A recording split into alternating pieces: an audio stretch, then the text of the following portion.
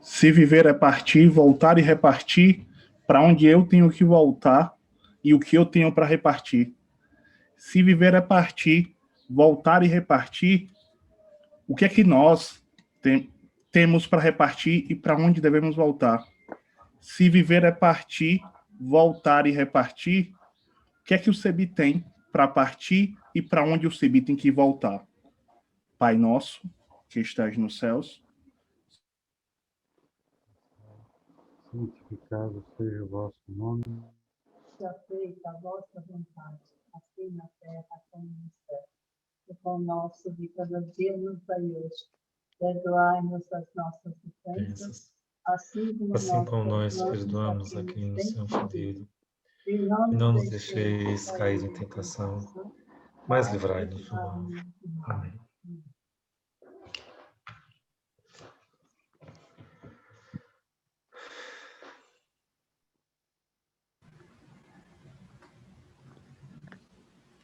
Hoje, o nosso encontro, nós vamos fazer um pouco um olhar histórico para poder pensar a igreja e a eclesiologia da libertação e da teologia a partir de uma visão desde o Concílio Vaticano II.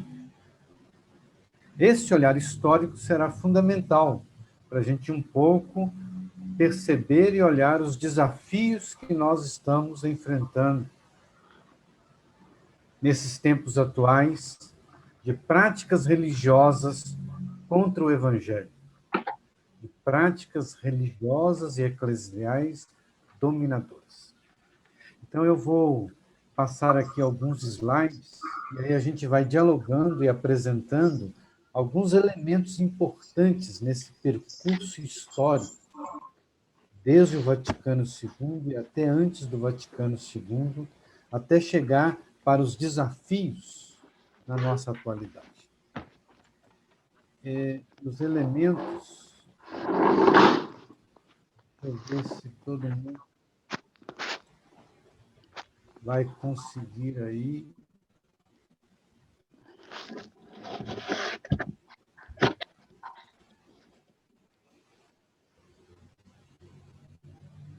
Todo mundo vendo?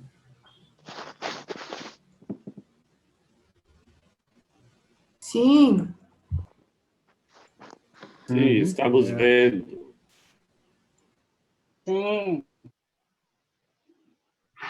Então, o nosso encontro de hoje, de retomada, o tema é Pedro Casaldáliga, a Teologia e a Igreja dos Pobres, História da Igreja a partir do Vaticano II. É claro, alguns elementos que são importantes para esse nosso momento de reflexão. É claro que essa dimensão, para chegar em Pedro Casaldáliga e a teologia e a igreja da prelazia, nós vamos fazer no encontro que vem. Esse encontro de hoje vai estar atrelado com o encontro que vem, onde no encontro que vem nós vamos estar com Mercedes de Budalés e Dom Adriano e Pedro Terra, que vai estar nos ajudando a refletir sobre a memória da caminhada da prelazia de São Félix. E é ali que vamos estar olhando sobre a eclesiologia e o que se foi plantando e semeando na prelazia de São Félix. Então, veja, eu quero começar essa nossa reflexão de hoje apresentando alguns elementos históricos da história até chegar no Vaticano II e colocando alguns rumos, crises, conflitos e perspectivas que foram se apresentando. Primeira coisa, que desde os meados do século XIX, a Igreja Católica ela seguia um modelo ultramontano. E o que implica esse modelo ultramontano, onde se colocava acima de tudo a Igreja, acima de tudo o Papa, acima de tudo os representantes da hierarquia.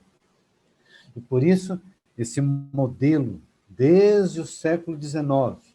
E aí eu vou dizer para vocês que é desde o século XVI. De que, no fundo, reforça esses três aspectos. A centralização de tudo na instituição católica. É quase que a igreja acima de tudo, né? E essa igreja centralizadora, instituída, para poder dizer diante das outras como a igreja única, a igreja verdadeira, a igreja oficial, ela também, nesse discurso ultramontano, do ultramontanismo dentro da igreja, com todo esse processo, marca a clericalização como a grande organização da igreja. Se não há clero, a igreja não presta. Então, a igreja só funciona com o clero. Então, se não há padre, as coisas não caminham. Então, é essa igreja fechada na figura do clero, do sacerdote, do padre que comanda a igreja. E o terceiro elemento, e isso vem desde os meados do século XIX, é esse discurso espiritualizante, como para poder fortalecer e esse discurso se tornar a base fundamental da Igreja Católica. A gente pode fazer até uma incursão, porque eu estou falando isso, estamos falando isso no pré-concílio, nós estamos falando isso desde o século XIX. Então, desde o século XIX, esse modelo se instaurou. Mas, se a gente olhar atentamente, esse modelo se perpetuou, esse modelo está presente até hoje. A gente encontra esse ultramontanismo na igreja em movimentos como a TFP, Tradição, Família e Propriedade. Nós encontramos esse modelo e essa visão centrada na figura do Papa, centrado numa hierarquização e num poder total, nos arautos do Evangelho, que é continuação da TFP. Ou a gente encontra naquele grupo de milícia dos irmãos da Irmandade do São Grignon de Montfort, que não é a congregação dos Montfortinos, é um grupo ultraconservador, ligado à TFP, ligado aos arautos do Evangelho, que tem sérios discursos contra o Papa, sérios discursos contra a teologia da libertação, sério discurso contra a teologia aberta para a sociedade. Ou a gente encontra nesses modelos, e vocês vão encontrar por aí, padres que têm o grande projeto de voltar à missa em latim, de costas para o povo, nos rituais romanos. O que eu estou querendo dizer? Esse processo todo, desde o século XIX, e que vai antes também, é um processo de romanização. Então, a Igreja Católica Romana, e se finir. E por isso, Roma locuta, né? Então, é o poder que está em Roma, Roma diz, Roma dita, né? Então, esses elementos são fundamentais e que eles vão marcar muito até chegar no período do Concílio Vaticano II. É a gente pensar como que foi o Concílio Vaticano I e o Concílio de Trento. Então, eu estou querendo dizer que, no fundo, esse modelo que está aí, que vem caminhando, esse modelo é um modelo pré-Concílio Vaticano II. É um modelo que vai na esteira do Concílio Vaticano I e vai na esteira do Concílio de Trento. E isso marca profundamente uma igreja conservadora. E o que era isso? O que representava? É que, no fundo, para esses movimentos, a igreja não passava de uma de uma instituição paralela aos estados modernos e tem que fazer frente a esses estados, porque o Estado moderno, a modernidade, representava um grande perigo para a fé. E o modelo que se desenha aí é um modelo de uma igreja fora do mundo. E a igreja que está fora do mundo não pode se contaminar com o mundo. Essa igreja ela é chamada e tem a grande missão de combater as heresias e se empenhar para salvar as almas. Isso é o grande discurso colonizador da igreja. É o grande discurso que o pecado sempre está no outro. Então, esse é o discurso altamente clerical, altamente de poder, e que isso perpassa desde o século XVI com o Concílio Tridentino. Essa visão profunda de uma igreja que só existe para combater o mal que está no outro, e o mal que está na prática do outro. É assim desde o período da colonização, se a gente for olhar no século XVI. O mal está com os índios, o mal está com as comunidades e as etnias africanas, o mal está com os povos originários. O mal está com aquele que nós consideramos fora da igreja. Então, esse ambiente todo da igreja separada do mundo, e onde a igreja é essa afirmação como lugar de salvação para o mundo, ela enxerga que o mundo é o lugar onde está o ateísmo, o materialismo, o anarquismo social e a perversão moral. Esta visão é a visão que chegou até a abertura do Concílio Vaticano II. Era essa visão que reinava na igreja. Era essa visão que, no fundo, impedia qualquer espírito novo. E quem estava num espírito novo, de igreja, de visão moral, era considerado ateu, materialista, anarquista e pervertido. E é claro que aqui a gente tem que colocar o ingrediente de comunista.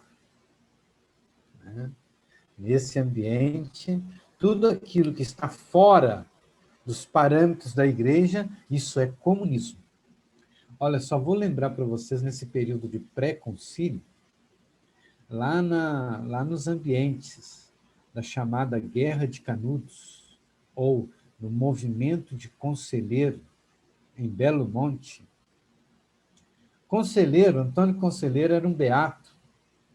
Enquanto Beato reúne o povo em Belo Monte, com a grande promessa da terra da promissão, Conselheiro vai receber as visitas eclesiásticas, vai ser considerado, por isso, com o apoio das visitas eclesiásticas, de que ele deveria acabar com o movimento que estava junto com ele, dos beatos que estavam junto com ele, porque isso representava uma heresia, representava uma ação contra o modelo político do Estado, contra o militarismo que estava lá.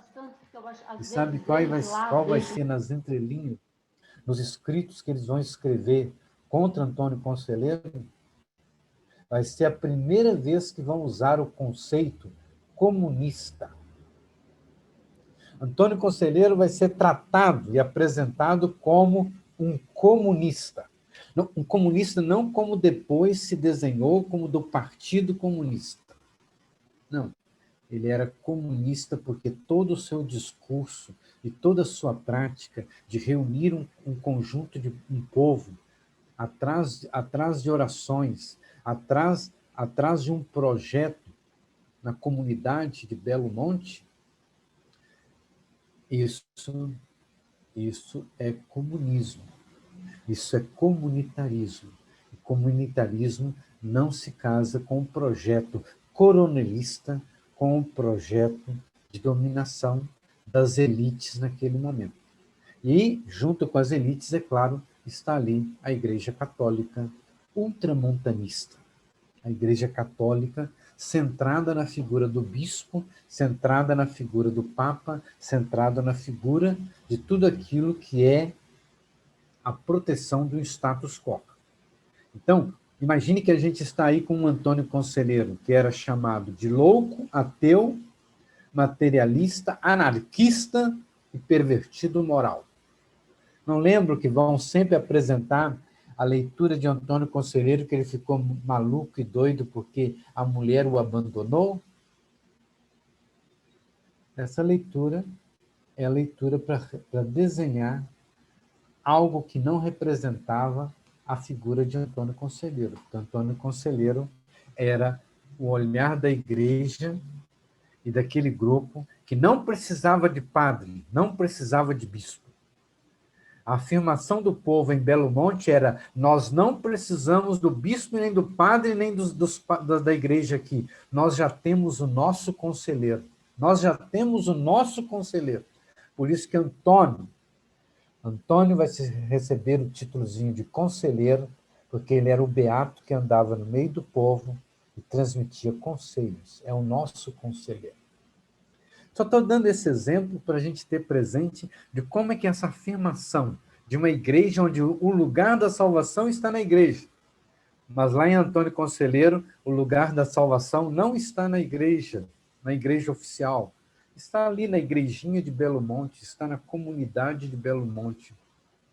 Que vai ser o quê? Para poder apagar a memória, eles vão colocar tudo num açude, né? E isso é que vai fazer desaparecer a história de Belo Monte. E é claro que não vai desaparecer porque a memória de Antônio Conselheiro está presente. Mas, sabe, a igreja que se instaurava, ou essa igreja pré-concílio, ela tinha muito medo e também tinha um representante de um discurso contra a República. E passar do Estado monárquico, de um Brasil colônia, para um Brasil republicano, era um perigo. E aí tem o discurso de Dom Jerônimo Tomé da Silva, que era arcebispo da Bahia, e fez o seu discurso no primeiro Congresso Católico, promovido pelo Apostolado da Oração, de 3 a 10 de junho de 1900. Em 1900, Dom Jerônimo Tomé diz o seguinte: baniram a religião, foram com ela o respeito, a obediência, a caridade, a abnegação, a moral, a honestidade, a ordem, a paz e tudo que constitui a grandeza dos povos, a glória das nações, a felicidade dos indivíduos. Esse discurso de Dom Jerônimo era o discurso daqueles que se viam ameaçados pelo Estado republicano, ameaçados pela República e, de certa maneira, com receio, porque estariam correndo o risco de perder as benesses de uma igreja atrelada ao Estado.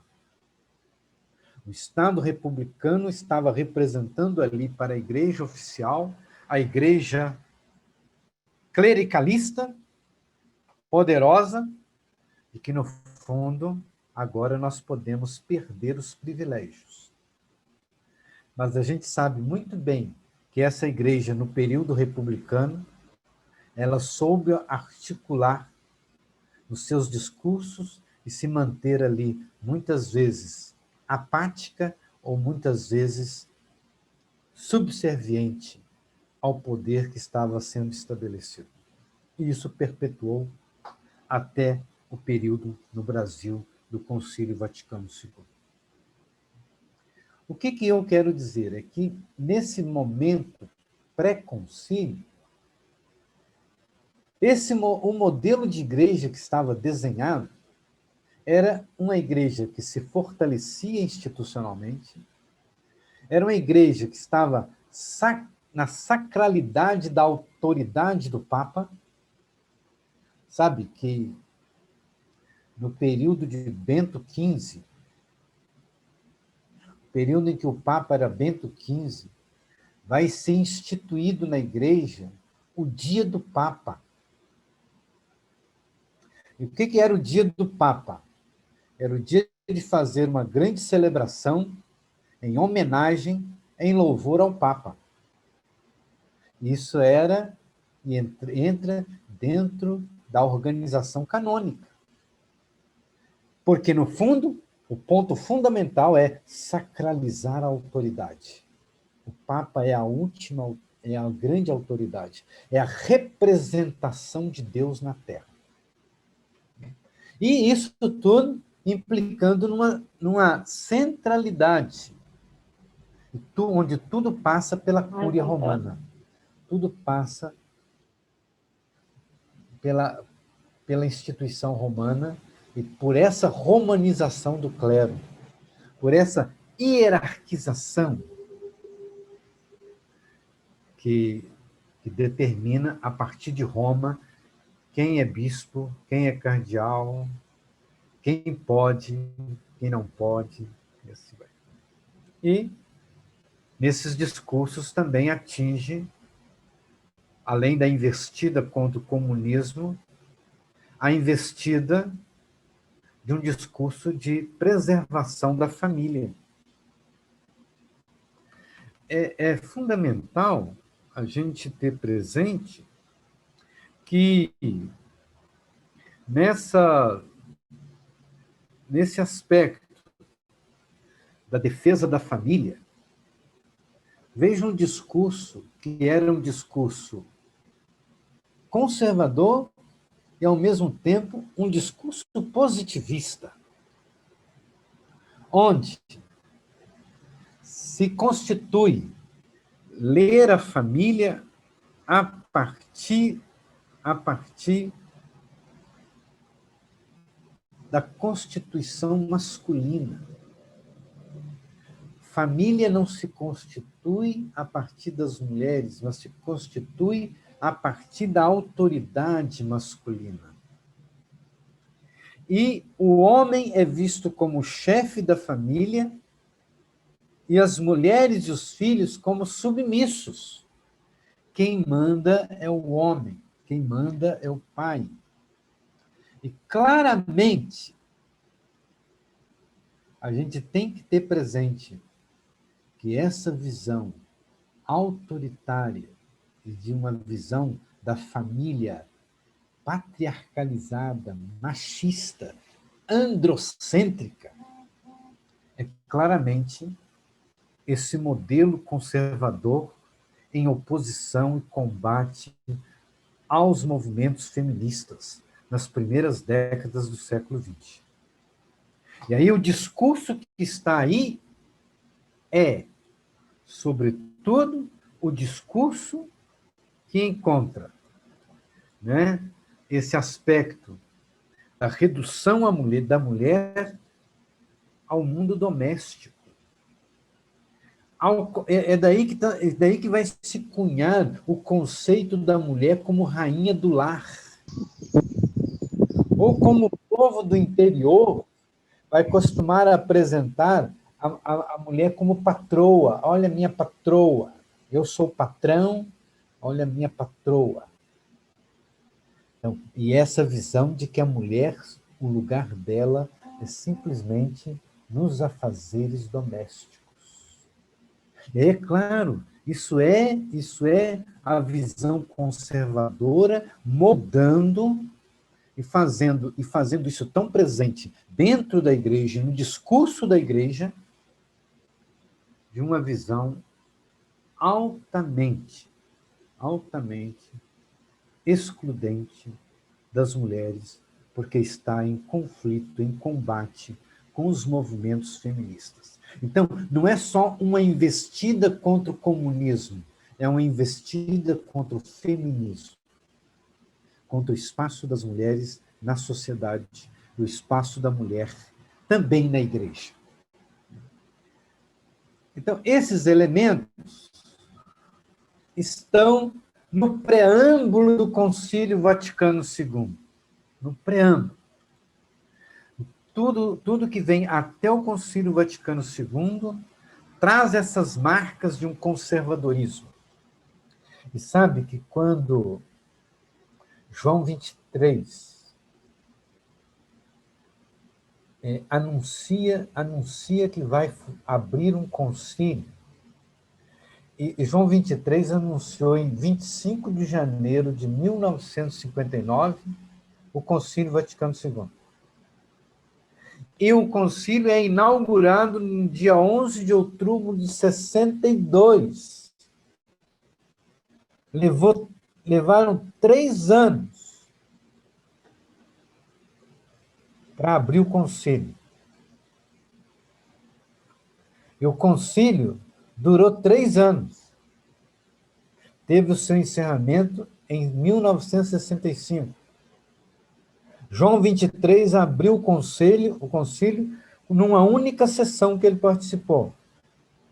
As outras 3 sessões do Vaticano II foi com Paulo VI, que deu continuidade ao concílio.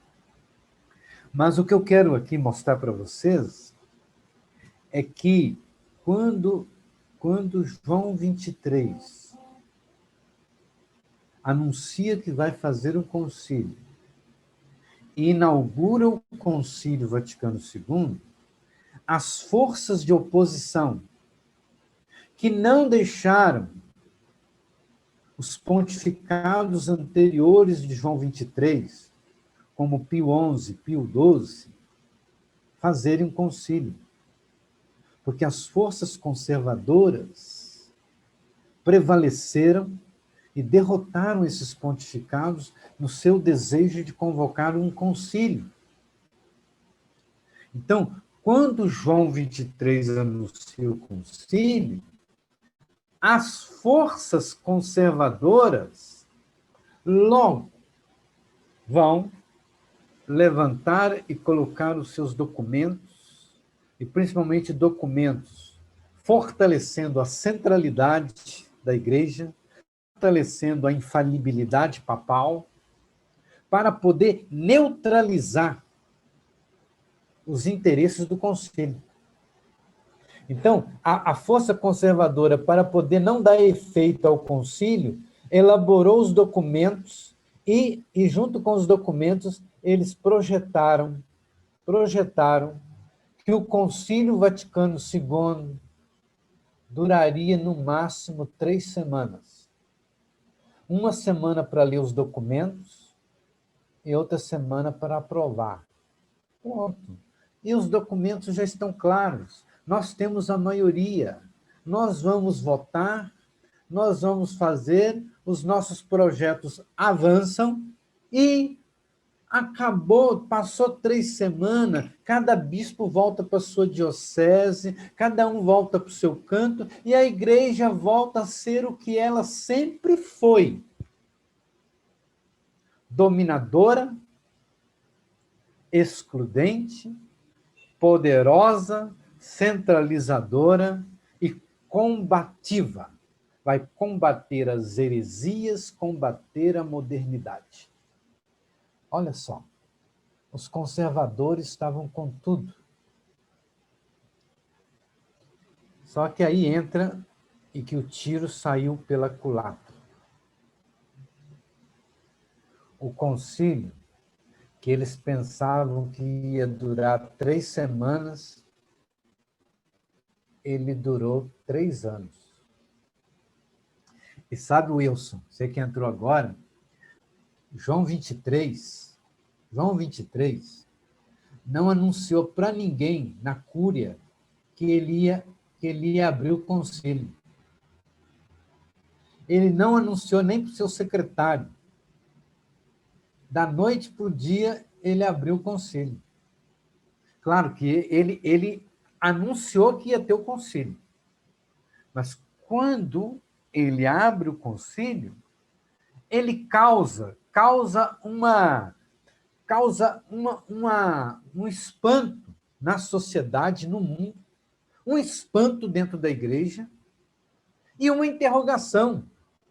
O que um papa velho, idoso, próximo de morrer, vai abrir um concílio? Está doido. Então, a gente fica imaginando e tem que ter presente. João 23 sabia muito bem quem estava ao redor dele. E a igreja conservadora que estava ao redor dele. O que vai marcar essa visão para um outro modelo de igreja, uma outra eclesiologia, é, sobretudo, o que eu chamo aí de movimento ou de momento da criatividade teológica e do diálogo. E esse movimento, ou eu estou aqui colocando 5 momentos, que vão ser os momentos que vão ser tão fortes para a abertura do Concílio Vaticano II e para o pós-Concílio Vaticano II, para chegar até nós, até a igreja que nós confessamos e a prática que nós exercitamos. Que é, primeiro, o movimento patrístico, a redescoberta dos santos padres, a redescoberta da prática dos discursos e da toda a ênfase teológica pastoral dos santos padres. A patrística vai ser fundamental. E essa redescoberta como uma perspectiva de volta às fontes, de resgate das fontes. Junto com isso, com o movimento patrístico, desse resgate às fontes, a gente tem o movimento litúrgico. E esse movimento litúrgico é a redescoberta dos textos litúrgicos e dos textos que vão fomentar e alimentar um desejo de participação na liturgia. E é isso que vai ser uma marca na liturgia que vai ser impressa pelo Vaticano II, que é a mudança na celebração. E, é claro, isso vem de um movimento que vai crescendo, e esse movimento ele só vai crescer porque vai redescobrir textos fundamentais para a liturgia, e que vai abrir, e vai tirar o poder e a centralidade da figura do padre para a celebração. Junto com isso, o movimento bíblico, com o avanço da exegese e da interpretação dos textos, como superação da leitura literal, que vem desde a Idade Média. Na Igreja Católica, a leitura literal é a leitura que mais percorreu, junto com uma leitura espiritualizante. Hoje a gente fala muito em leitura fundamentalista, em vários grupos. É essa leitura literal que vem desde a Idade Média, onde está dito no texto "se finit". Acabou. E se você questiona o texto, isso é a modernidade está fazendo você pecar. Por isso a igreja não estava voltada para a exegese. A exegese é coisa errada. Por que a gente vai olhar que no século XIX, até o século XX, metade do século XX, a exegese é domínio do protestantismo? Os grandes exegetas vêm do mundo protestante, porque, no fundo, vem do luteranismo, vem do calvinismo, vem do metodismo, vem dessas correntes teológicas que vão primar pela leitura e interpretação do texto. Os grandes exegetas são do mundo protestante. E é que é esse movimento que vai ajudar a Igreja no Vaticano II e a partir do Vaticano II a nos dar a grande dimensão da leitura da Bíblia e o movimento bíblico que vai se abrir. O quarto movimento é um movimento leigo. A ação católica e o engajamento na sociedade. Aí nós temos a JOC, a JEC, a JUC, a JAC, a JIC, né? Então, a Juventude Estudantil Católica, a Juventude Universitária Católica, a Juventude Operária Católica, a Ação Católica Operária, a Juventude Agrícola Católica, a Juventude Independente Católica. Todo esse movimento é um movimento da inserção da juventude, e aí não é mais, aqui não vai mais estar instaurando a igreja distante do mundo, mas agora a igreja inserida no mundo e tudo que está na sociedade está inserido, colado, dialogando. Esse movimento vai trazer o diálogo social para a igreja. O que vai marcar o Vaticano II, o que vai marcar o nosso olhar sobre a igreja até hoje. A igreja inserida nas lutas sociais. E o último movimento que eu queria colocar aqui é um movimento teológico, da novela teológica, né? Que é a renovação da teologia e o diálogo com a modernidade. E a atuação dos teólogos. E aqui é um dos problemas e limites aqui, desse movimento, é de não dar e não ter presente as teólogas. E não é que não tinham teólogas, tinham grandes teólogas. Mas, no fundo, esse movimento que vai marcando essa nova teologia ligada à modernidade, né, vai colocar nesses representantes da teologia moderna, como Cheny, Congar, Hans King, Karl Rahner, na escola alemã, von Balthasar, na escola francesa. Ou seja, são duas escolas e duas frentes que vão abrir o leque, e, no fundo, estão abrindo o leque para a exegese, para a interpretação, para as novidades da teologia. Teologia e que vai estar em diálogo com os teólogos protestantes, com a teologia protestante. Isso vai ser um grande movimento que vai abrir para a teologia e onde vai beber muito forte a teologia da libertação.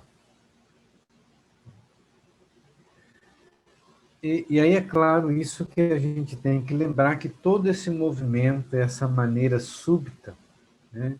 E o João Décio coloca isso, porque uma das afirmações de João 23 para a abertura do concílio, ele que é um papa idoso, ele vai dizer que o concílio tem que ser lido como uma flor de inesperada primavera, um novo Pentecostes, uma nova Epifania.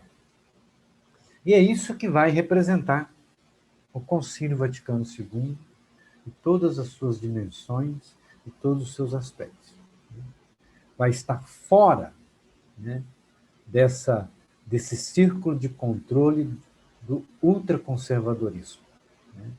E que a gente está vivendo hoje essa volta e essa presença do ultraconservadorismo.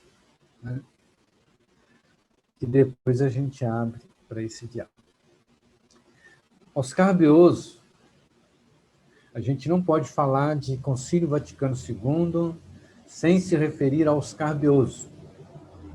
Eu confesso para vocês que quem deveria estar aqui comunicando com a gente é Oscar Bioso.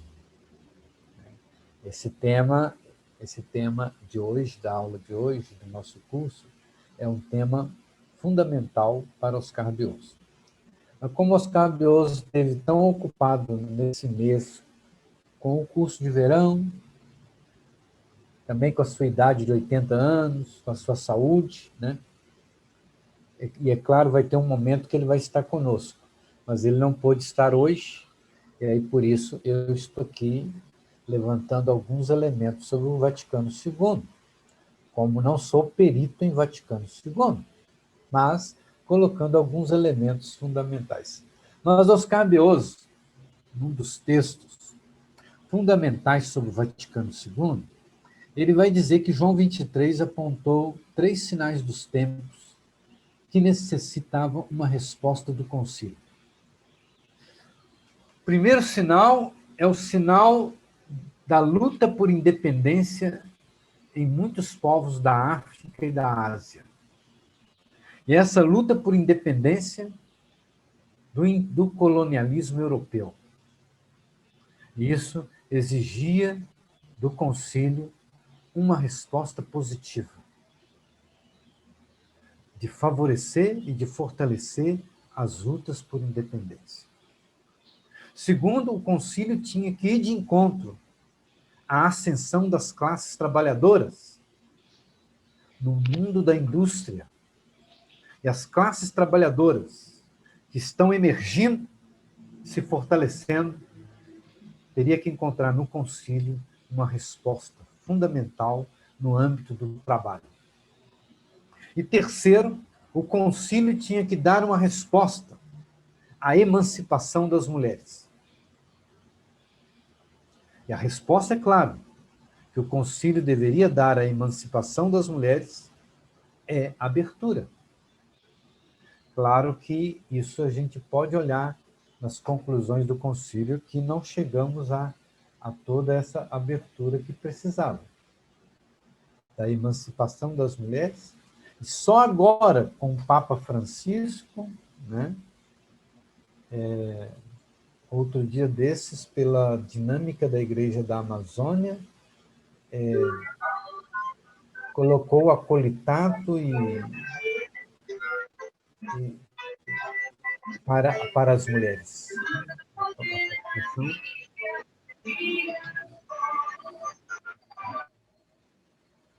Então, essa dimensão que João 23 coloca sobre o concílio é fundamental para a gente perceber como é que o concílio foi respondendo a esses aspectos. E João 23, na sua locução de rádio do Vaticano, dia 11 de setembro de 62, ele vai afirmar que, em face dos países subdesenvolvidos, a Igreja apresenta-se tal qual é e quer ser como a Igreja de todos e, particularmente, a Igreja dos pobres. João 23 já projetava que a Igreja tinha que ter e firmar uma ação em defesa dos pobres. Uma igreja em defesa dos povos subdesenvolvidos, naquele modelo de sociedade, naquele mundo de então. Isso tudo vai ser fundamental para a gente pensar no pós-concílio, aquilo que vai marcar a dimensão do concílio. Vocês já devem ter ouvido falar que todo esse momento que nós vivemos do pós-concílio, do ambiente do concílio, é o movimento do aggiornamento. Esse é um termo latino que, em tradução italiana, quer dizer atualização. Mas que, no contexto do Vaticano II e na afirmação a partir de João 23, que é o termo-chave de todo o concílio, e é o termo-chave que vai marcar a Igreja no pós-concílio, que é a Igreja que se atualiza. E João 23 colocou isso para o seu secretário, e no processo de lançamento, no processo de anúncio do concílio. De que, no fundo, a igreja precisava de um adornamento, de uma atualização. A igreja precisava de um concílio. E é isso que vai impulsionar João 23 a abrir o concílio. E nessa abertura do concílio, desde esse anúncio, é que ele quer apresentar o concílio como um adornamento pastoral, espiritual, um kairos, um novo tempo para a igreja.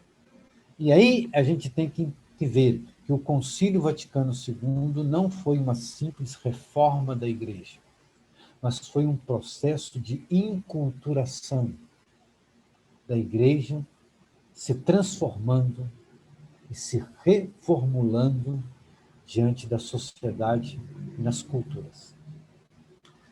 Isso nos leva a pensar, e o Oscar Beoso,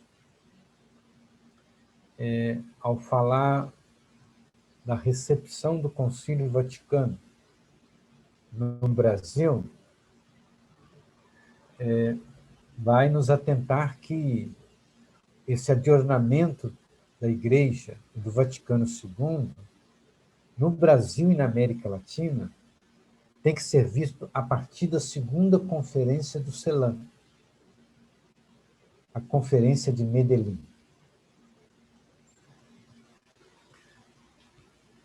Beoso vai dizer assim que o que vai proporcionar a recepção e a novidade da Igreja para a América Latina e Brasil é a existência de movimentos apostólicos na Igreja do Brasil, como a JOC, como a JEC, ou seja, como a juventude operária, como a juventude universitária, a juventude da ação católica. Esses movimentos apostólicos serão a base fundamental para esse adornamento da igreja no Brasil e na América Latina. Segundo Beoso ressalta, a criação de uma estrutura de articulação e animação da igreja a partir da CNBB e da CRB, Conferência dos Bispos do Brasil e a Conferência dos Religiosos e Religiosas do Brasil. Vai ser um ponto fundamental na história da igreja e na eclesiologia latino-americana e brasileira. Também, é claro, o surgimento de uma estrutura de articulação continental, que é colocar a Igreja do Brasil na trama e no diálogo com a Igreja e dos problemas latino-americanos. Por isso, o CELAM. E, por fim, a elaboração do plano de emergência, que vai ter as intuições trazidas pelo movimento por um mundo melhor. E, nesse ambiente, as tentativas de implantação das comunidades eclesiais de base.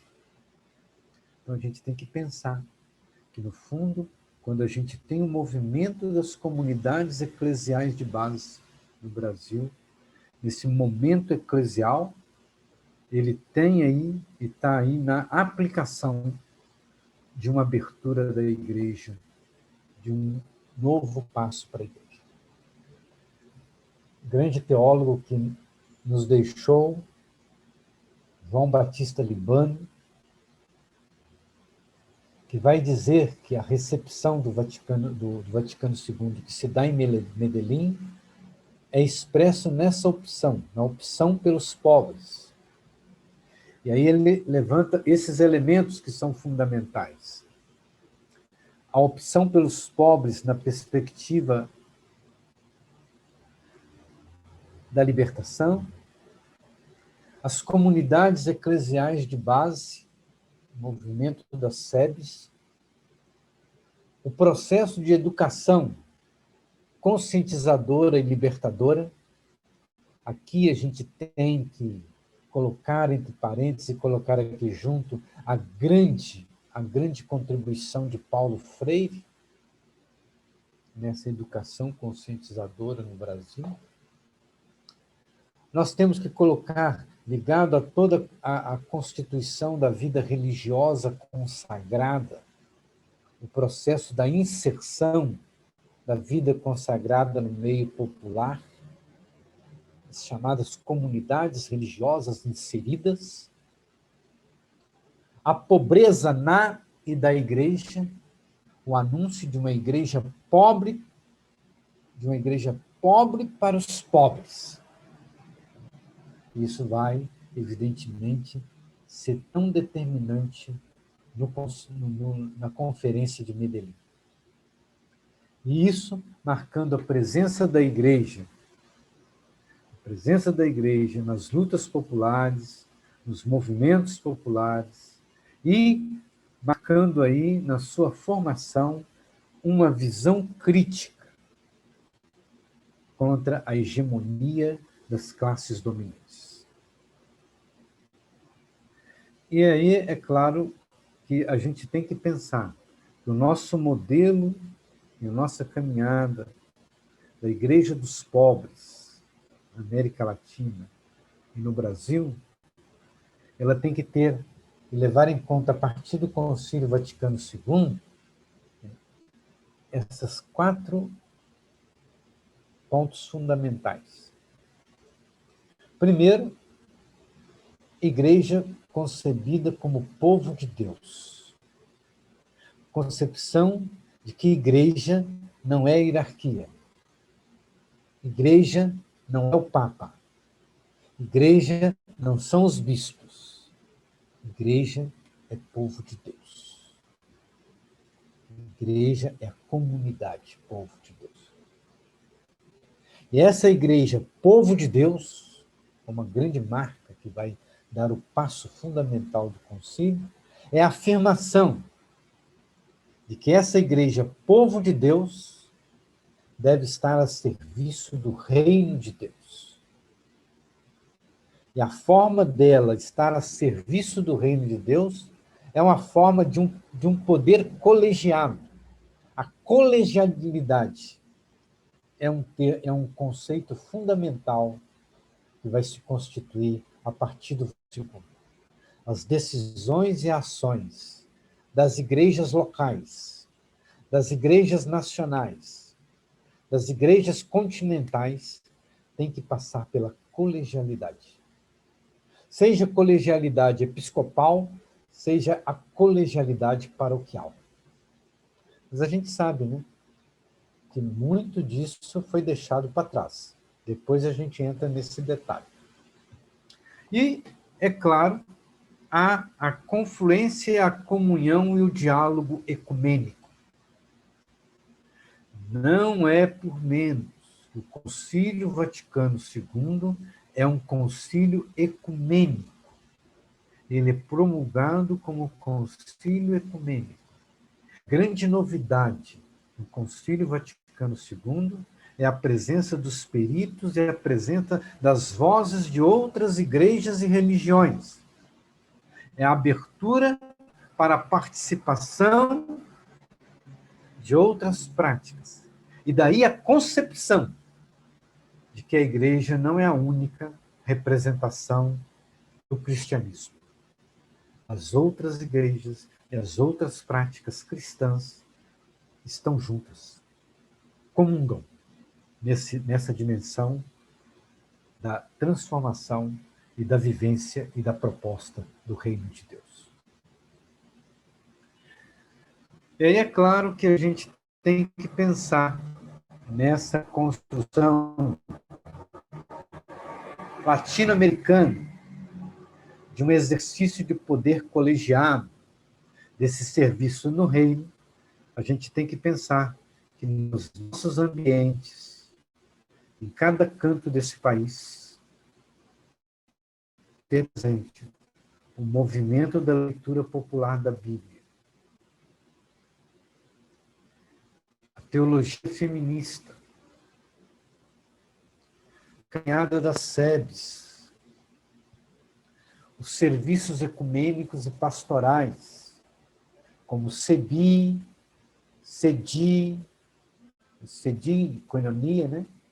CESEP, CONIC, o CLAI, o DEI, a Comissão Pastoral da Terra, a Pastoral Operária, o Conselho Indigenista Missionário, as pastorais sociais como Pastoral do Menor, Pastoral da Criança, Pastoral da Juventude, Pastoral dos Pescadores, Pastoral da Mulher Marginalizada, Pastoral Carcerária, Pastoral do Migrante e outras tantas pastorais sociais que marcam esse movimento e essa eclesialidade da Igreja dos Povos. Claro que aqui a gente tem que abrir senão que um movimento pós-Medellín, pós-Puebla, na Igreja Católica Latino-Americana, e principalmente na Igreja Católica Brasileira, nós vamos sofrer as ondas de fechamento.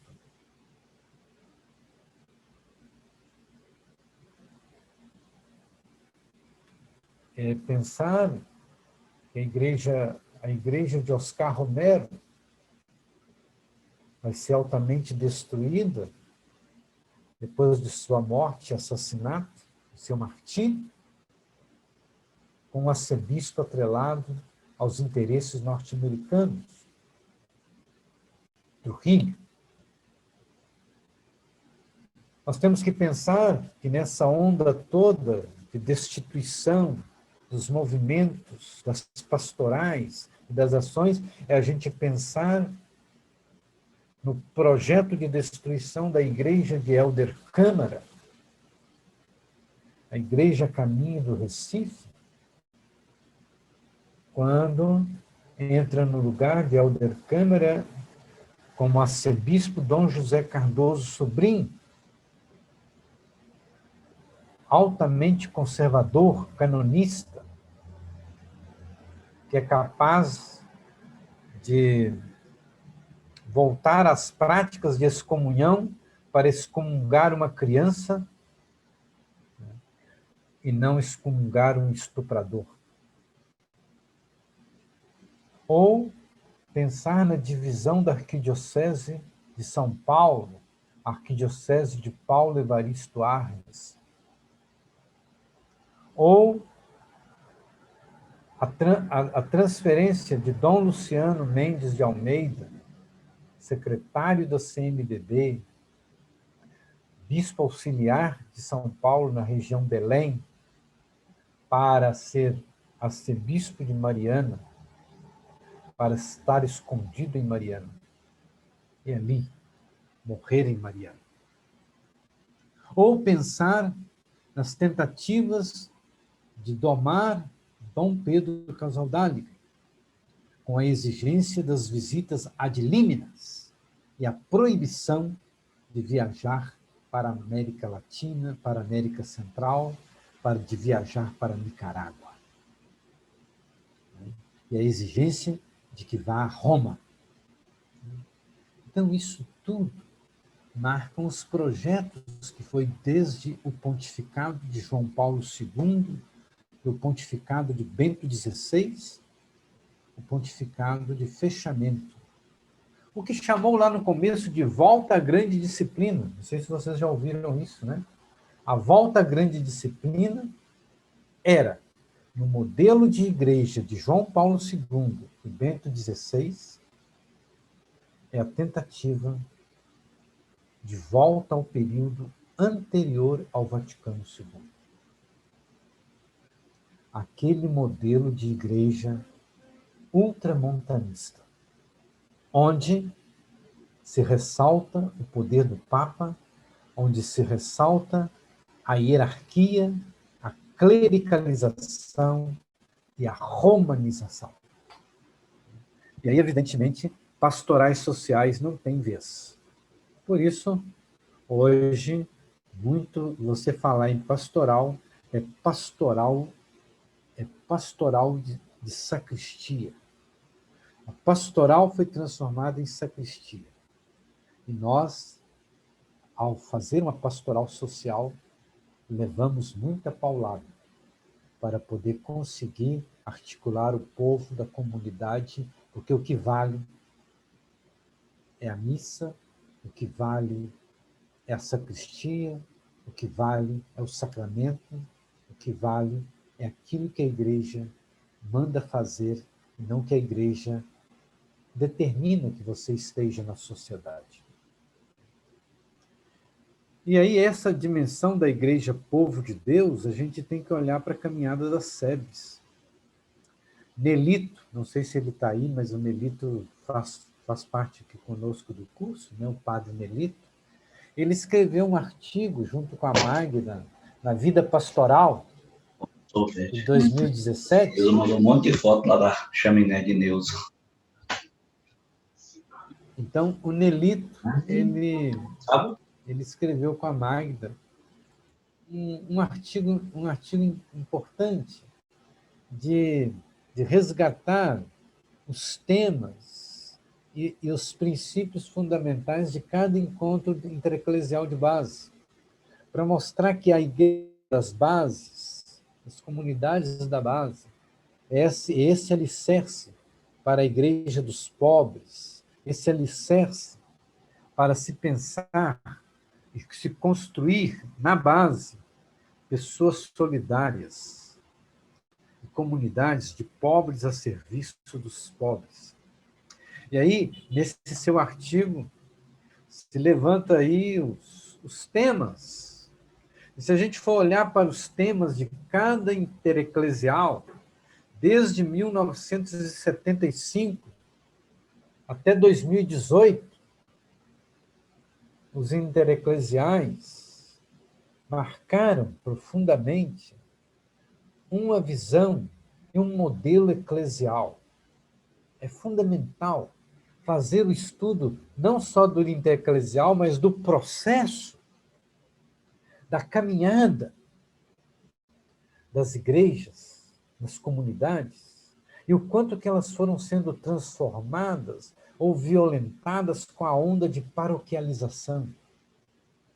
Mas as reflexões profundas das comunidades de base passa por essa conceituação de perceber, desde a igreja que nasce do povo, desde a igreja que é povo, que caminha, que se liberta, que se organiza, que se une, que busca a terra prometida, que se conecta com as culturas oprimidas. E essa caminhada de uma espiritualidade, de assumir os desafios no mundo urbano, é o que chegou aí no último encontro eclesial. Os desafios das comunidades no mundo urbano. E isso tudo alimenta que a gente tem que tomar esses documentos desde 1975, porque ali vai desenhando um projeto e uma organização das comunidades para que a gente possa perceber e alimentar as nossas propostas, né? A nossa caminhada. Né? E eu queria aqui ressaltar, nesse movimento de leitura popular da Bíblia, algo que é importante e que a gente não cansa de dizer, que é o serviço do CEBI. Enquanto leitura ecumênica, enquanto leitura feminista, enquanto leitura a partir da comunidade, a partir da realidade, como leitura a partir das camadas sociais. Não é ler a Bíblia e estudar a Bíblia pela Bíblia, mas é a realidade e a vida iluminando e provocando um outro olhar sobre o texto. E o texto poder ajudar a iluminar o nosso presente, a nossa caminhada. Essas dimensões que são tão fundamentais para a gente perceber a caminhada da igreja e a caminhada das igrejas no Brasil, né? E esse processo que é tão profundo. E aí eu queria, para a gente poder se provocar um pouco, eu queria fazer um exercício da gente reunir em pequenas salinhas. Vou formar aqui várias salas, aí a gente vai para salas aleatórias, reunir com outras pessoas e responder e refletir a partir de tudo que eu coloquei aqui sobre a caminhada, levantar ali nos pequenos grupinhos, refletir, cochichar, em que a caminhada da igreja, e olhando para o nosso hoje, para a nossa eclesialidade, nos sentimos provocados, questionados, e que perspectivas a gente pode construir a partir da teologia e da eclesiologia que está aí, dada, não é de hoje. Ela vem do Vaticano II para cá. Como nós trabalhamos isso a partir da nossa experiência comunitária? Então, é refletir, cochichar. Então, nós estamos aqui em 65 pessoas hoje, nesse nosso encontro. Então, eu pensei aí de organizar, se a gente forma aí 10 grupos, vai dar mais ou menos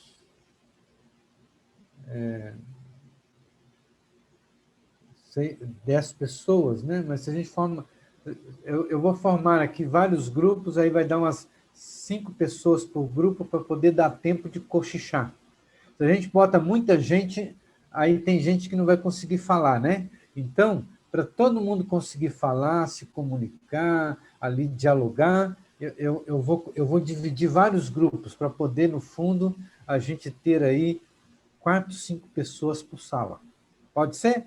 E aí, olha só para vocês entenderem, para todo mundo entender como é que é. Eu vou aqui abrir a sala automaticamente. Aí, na sua tela, seja do celular ou do seu computador, vai ficar girando um número, dizendo para você ingressar naquela sala. Aí você clica para ingressar naquela sala. Aí o sistema automaticamente te leva para outra sala. Quando terminar o tempo, você não precisa tocar em nada. O sistema traz você de volta para cá. Ok? Então, eu vou clicar, você vai clicar na sala, vai entrar na sala e vai lá ficar com seu pequeno grupinho de 4, 5 pessoas. E quando voltar aqui, nós vai voltar automaticamente. Ok? Então, eu vou dividir os grupos para vocês, para poder fazer o diálogo. E aí eu vou dar um stop aqui na gravação para poder a gente voltar depois a gravação.